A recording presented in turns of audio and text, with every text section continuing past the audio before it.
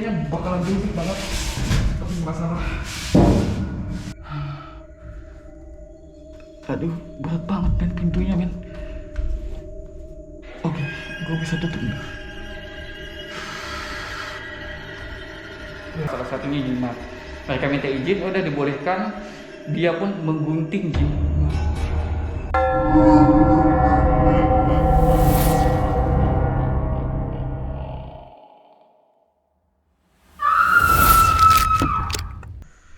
Oke teman-teman, assalamualaikum warahmatullahi wabarakatuh. Welcome back to Scarrow. Jadi pada kali ini men, gue pengen nyoba beruji nyali di kamar jenazah.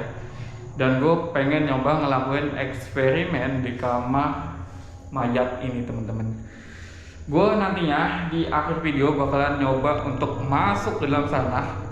Gue baringan, gue masuk dan itu bakalan gue tutup pintunya. Gue pengen ngerasain experience baring atau tiduran di kulkas mayat teman-teman. Dan di sini gue sendiri, di sana gue satu pasang kamera.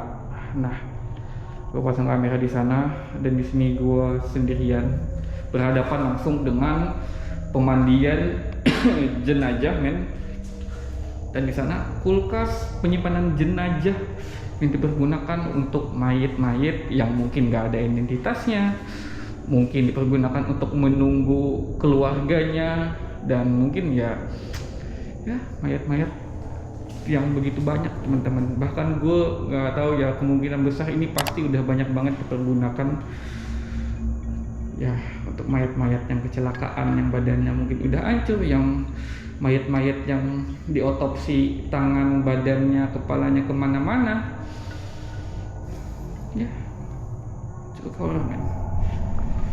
Mungkin gue tutup aja kali ya, karena gue lihat cukup horor gue lihat di bagian dalam. Nah, jadi ini kulkas yang bakalan nanti gue masukin ke dalam, dan gue berada di kamar mayat sendirian. Gue nggak tahu pengen ngelakuin apa di sini. Gue juga ketinggalan dupa di rumah. Dan harusnya sih gue pengennya tadi gue bakar dupa di sini sambil gue ngelakuin apa kayak gue cerita horor atau apapun. Cuman mungkin sedikit cerita ya teman-teman. Ini diceritain sama orang ketika kita menuju tempat ini, karena kebetulan gue barengan sama Bang Dapi, sama teman-teman yang lain gitu loh. Dan ya secara bergantian masuk ke sini.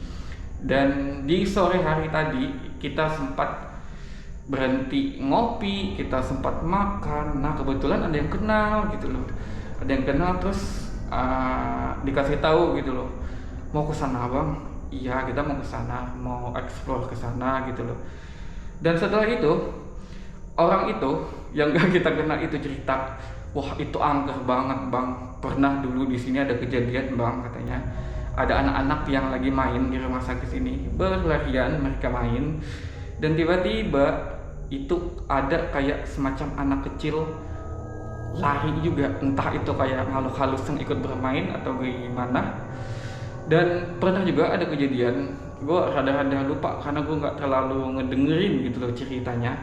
Gue fokus sama tempat ini, gue nyari tahu ini dibuat tahun berapa, tutupnya tahun berapa. Cuman gue agak sedikit denger gitu loh. Pernah ada orang main jelangkung main di sini, main jelangkung. Dan setelah main jelangkung, kalau nggak salah 2 orang juga gitu loh. Dia explore ke sini, nah dan eksperimen main jelangkung di sini. Lalu lah mereka melakukan kayak jelangkung, jelangsit, manggil-manggil gitu. Dan pas pulang, gue nggak tahu di mana ya ceritanya tadi ya. Yang jelas abis main jelangkung itu pas pulang satu sakit, dan nggak lama abis sakit meninggal gitu loh. Dan satunya itu nggak lama, itu cuman helat sekitar beberapa minggu. Nah itu meninggal teman-teman. Nggak tahu ya apakah emang faktor penyakit lain atau apa gimana, kita nggak tahu, nggak bisa langsung ngaitkan sama makhluk halus ya. Tapi setelah itu anak yang satunya ini ikutan sakit juga, badan panas dan segala macam. Dan si anak ini berusaha lah buat jujur sama orang tuanya gitu loh, kayak dia sempat main jelangkung kesini dan segala macam. Dan dari keluarganya itu langsung lah dicari jelangkung itu, dicari, diketemuin, dibakar. Dan akhirnya si anak itu ya walau aklam lah ya, faktor apapun itu dia sembuh men. dia sembuh. Ya mungkin ya setan juga bisa ngecelakain kita kalau kita ya manggil-manggil dia dengan hal-hal yang mungkin mereka nggak suka gitu loh, nggak tahu lah ya gitu teman-teman. Dan ya banyak cerita sih sebenarnya. Mungkin gue sambil duduk ya di sini ya teman-teman, gue pengen sambil duduk karena cukup pegal juga tangan gue. Buat apa tempat peristirahatan jenazah kalau nggak gue pakai buat duduk ya kan. Nah jadi ada juga cerita men. Jadi ya teman-teman gue adalah sebagian pecinta horor. Gue ketemu yang di mana ya mereka juga ada ya profesinya sebagai penunggu ruangan jenazah. Nah gue punya kenalan penunggu ruangan jenazah, dan ini cerita-cerita yang terjadi bukan di tempat ini ya, tapi di tempat pekerjaan mereka di rumah sakit lain. Tapi katanya yang namanya kamar jenazah itu sedikit banyaknya pasti ada hal-hal yang aneh men. Salah satunya dia katanya pernah ngalamin waktu itu dia lagi ngerekap apa gitu, lagi nulis apa, mendata apa gitu loh. Tiba-tiba kertas di salah satu meja itu jatuh melayang sendiri ke bawah. Nah lalu dia ngambil ke bawah kan, kayak ke bawah meja gitu, kepalanya ke bawah. Tahu-tahu dia lihat di antara sela-sela meja itu ada kaki kayak ngambang lewat, dan itu pucat biru teman-teman. Dia pernah ngalamin itu. Dan juga ada teman gua, dia sebagai penjaga kamar mayat juga, pernah satu kali yang namanya orang pengurus mayat ya teman-teman, salah satunya juga untuk menjaga kamar jenazah ini, mengelola kebersihannya dan segala macam, itu adalah profesi sebagai pengurus kamar mayat teman-teman. Jadi pada waktu itu dia pernah menerima malam-malam, tengah malam itu ada mayat bekas otopsi. Jadi orang habis otopsi kan ya udah ada dibelah, udah ada yang dipotong dan segala macam. Datang malam-malam itu udah nggak utuh men. Entah di otopsinya kayak gimana gue nggak tahu ya, cuman katanya nggak utuh. Nah waktu itu dia sama salah satu petugas medis, dia ikut nemeni juga di kamar jenazah gitu loh. Nah ada salah satu medis itu yang menjahit bagian-bagian tubuh yang udah dibelah dan segala macam. Salah satunya itu di bagian muka. Gue nggak tahu ya apakah itu faktor kecelakaan atau otopsi gimana, gue nggak tahu. Cuman ada di bagian muka men. Jadi kayak kebelah gitu katanya di sini. Lalu dijahit lah teman-teman. Mukanya dijahit, bagian tubuhnya yang sobek dijahit. Setelah itu udah rapi, mungkin dimandikan, dikapani.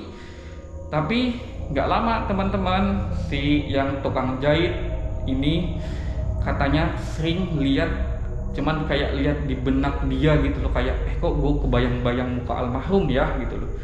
Gue tanpa gue sadari gue kebayang-bayang ya, dan dia itu ngebayangin beberapa kali, bahkan dia udah berusaha mengalihkan pikiran. Dia selalu kebayang-bayang almarhum mukanya berdarah dan minta untuk jahitannya dirapikan karena masih ada darah di mukanya men. Ya, itulah beratnya petugas medis kita ya, patut diacungi jempol ya para pengurus jenazah. Banyak aja hal-hal ganjil yang kayak gitu. Dan ada lagi cerita dari salah satu teman gua. Jadi dia pernah mengurusi kamar mayat. Waktu itu datang sebuah mayat, itu perempuan, lebih tepatnya nenek-nenek men. Lebih tepatnya nenek-nenek. Dan si nenek-nenek ini itu waktu sampai masuk ke kamar jenazah diurus segala macam kan, pasti dimandikan, dibersihkan, dikafani, lalu nanti dibawa pulang gitu loh. Nah pada waktu itu katanya itu belum dibersihkan dan lain segala macamnya. Ya udah mereka mengurusnya, dimandikan dan segala macam. Tapi di pinggangnya itu teman-teman ada jimat yang melilit. Jadi kayak ada jimat gitu, terus kayak melingkar kayak semacam gelang perut gitu. Terus itu dia minta izin, nelpon keluarganya, ini kita minta izin ya, kita ada barang yang sebenarnya nggak boleh dibawa ketika orang meninggal gitu loh. Barang-barang harus dicopot, dilepas, salah satunya jimat. Mereka minta izin, udah dibolehkan. Dia pun menggunting jimat. Gue kira itu muka. Gue lihat kamera kayak kepala aja itu badannya tuh. Jadi dia menggunting jimat itu, memotong, dan ya udah mayatnya dirapikan, dimandikan, dikafanin dan segala macam. Setelah itu dia sering banget pas di rumah ketika menjelang malam itu dia lihat kayak nenek-nenek itu dan kayak minta kembaliin gitu loh. Kembaliin mana? Nah itu beberapa kali dia ngalamin hal itu kayak didatengin gitu loh teman-teman. Cuman gue nggak tahu apakah bentuknya semacam visual doang atau mungkin semacam di benak dia yang dilihat atau nggak tahu, gue kurang jelas. Cuman katanya setelah membuang jimat itu dari badan si nenek, dia kayak berasa diteror gitu loh teman-teman, kayak mungkin kayak ngaca ya ada neneknya di belakang gitu loh. Ya banyak aja gitu loh kasus-kasus mayat yang emang nggak beres. Ini udah berapa menit sih, gue udah nggak tahu nih. Udah 11 menit ya. Oke, gue bakalan nyoba ya teman-teman masuk ke lemari pendingin jenazah ini teman-teman. Semoga nggak kunci men. Gue khawatirnya kekunci, ngap gue di dalam. Gue nggak bisa teriak juga, suara mungkin kedap di dalam itu men. Itu apa namanya, besi yang tebal gitu loh. Ya, gue bakalan coba deh ya. Gue pengen masuk. Kamera masih di sana aja. Gue lihat kayak sekilasan ada di atas ini. Gue nggak tahu ya apakah kelelawar lewat atau apa. Gue lihat sekilasan di atas ini kayak ada tangan menjuntai kayak gini tadi. Ini gue bener demi Allah, gue nggak gimmick-gimmickan bener. Apa entah gue salah lihat atau apa ya, gue nggak tahu. Oke, gue mau nyoba ya teman-teman untuk masuk ke dalam pendingin ini. Gue cara masuknya gimana ya? Mungkin gue duluan kepala dulu kali ya teman-teman ya. Oke, gue coba masuk. Nah. Anjir. Yang benar nih. Gue masuk ke sini men. Terus kalau kepala gue ke sana, gue nutupnya gimana ya? Jadi PR lagi. Harusnya kaki gue ya ke sana dulu ya. Baru gue tutup gitu loh. Oke deh, gue coba ya teman-teman ya. Mungkin GoPro bakalan gue taruh dulu ya teman-teman, biar nggak mempersulit gue untuk masuk. Bakalan coba masuk ke dalam teman-teman. Nggak kejauhan juga kali gue ngambil nantinya. Oke, coba masuk ya teman-teman ya.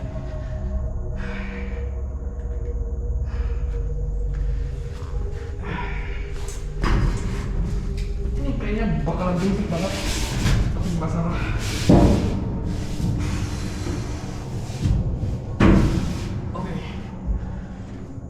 Ini bau apa ya, kayak bau wangi gitu loh. Oke. Oh, gue bakalan coba ambil kamera gua. Oh my god. Nah, gue bakalan coba tutup ya teman-teman. Selamat tinggal. Aduh, berat banget men pintunya men.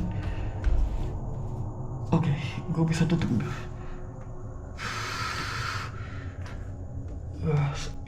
Gue nggak bisa nutup terlalu padat ya teman-teman, karena gue takut ketutup. Anjir, gue teriak kemana? Oke. Dan rasanya di dalam ini dingin teman-teman.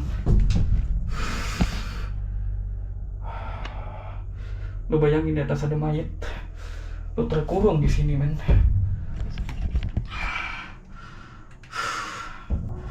Jadi begini rasanya ketika lo, my god, gue nggak habis pikir dan gue masih berasa bingung kenapa gue ada di dalam tempat penyimpanan mayat. Oh my god, gue berasa masih takjub gitu loh. Serius, gue kayak masukin ini gitu loh. Gue gemeter men, bener men. Di sini kayak berasa nggak enak banget. Gue berasa dingin, sekujur kaki gue itu dingin. Dan di area luar itu kosong, nggak ada orang, bahkan pemandian jenazah men.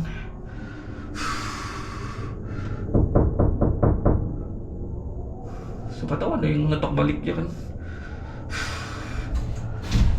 Oh my god. Nah, jadi gue bisa main-main nanti di dalam.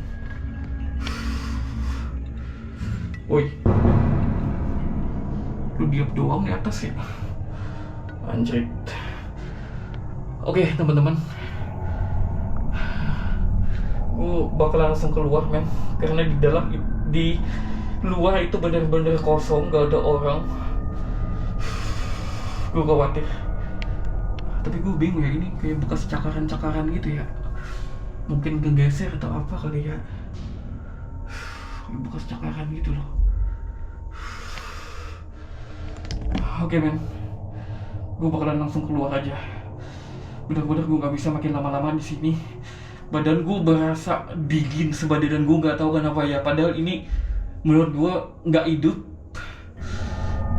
dan nggak pengap, tapi gue merasa tangan dan kaki gue dingin banget. Apakah gue efek takut atau apa? Cuman dibilang takut, pada nyatanya gue udah ada di dalam dan gue masuk dengan nekat, gue masuk men.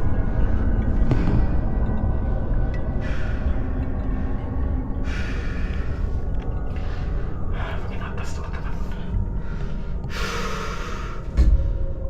Gue tidur satu malam di sini kayak gimana ya? Ada yang request nggak? Kira-kira gue tidur di sini semalaman men. Gila. Gue keluar men, gue keluar. Gue takut banget.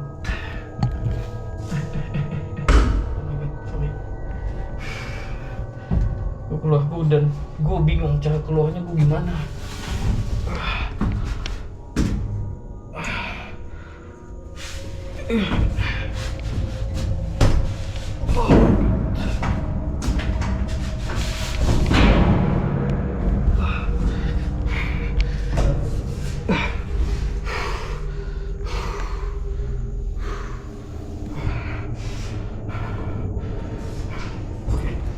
Ini bau, gue nggak tahu ya. Dari tadi ada bau wangi, ada bau kapuk barus.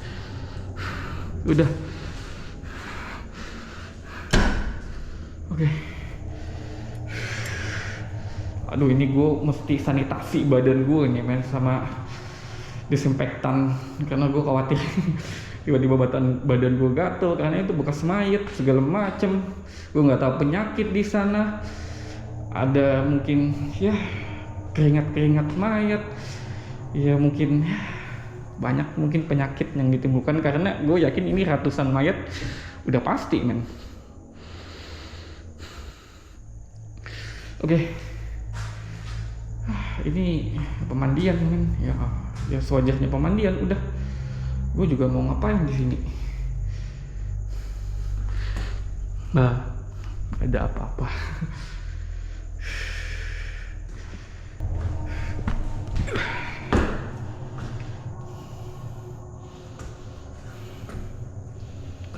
Juga gue di kamar mayat ya. Gue ngapain di kamar mayat sekarang? Jadi pertanyaan gue ngapain di sini dan ngapain gue masuk ke dalam sana men? Ya, pada kenyataannya ya gini, udah kamar mayat jadi tempat bermain gue. Jujur gue takut ya dari tadi, cuman ya gue dengan cerita-cerita horor dan lain segala macam, pada intinya sebenarnya gue harusnya bakalan lebih down lagi gitu loh dengan cerita horor dan segala macam ya, tapi udah gue mungkin udah temenan kali sama setan sini, atau setan-setannya pada takut kali sama gue ya. Woi setan, keluar dong. Tuh takut sama gue atau apa sih, nggak berani keluar gitu loh. Giliran gue tantengin, gak ada yang mau keluar.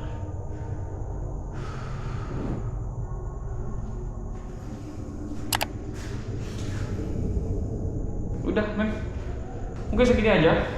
Pada intinya gue pengen nyoba challenge untuk masuk ke dalam sana aja dan bener-bener ditutup. Dan ya feel takutnya gue bener-bener dapet, tapi gue ngerasa ngelawan itu semua kayak yang udahlah lo terserah lo lah, lo mau muncul kayak lo mau datang kayak bodoh amat gue gitu loh. Kayak karena semakin gue takut, semakin gue was-was, ya gue nggak berani ngapa-ngapain di sini men. Ya udah gue lawan aja ketakutannya, dan ya pada akhirnya gak ada yang berani.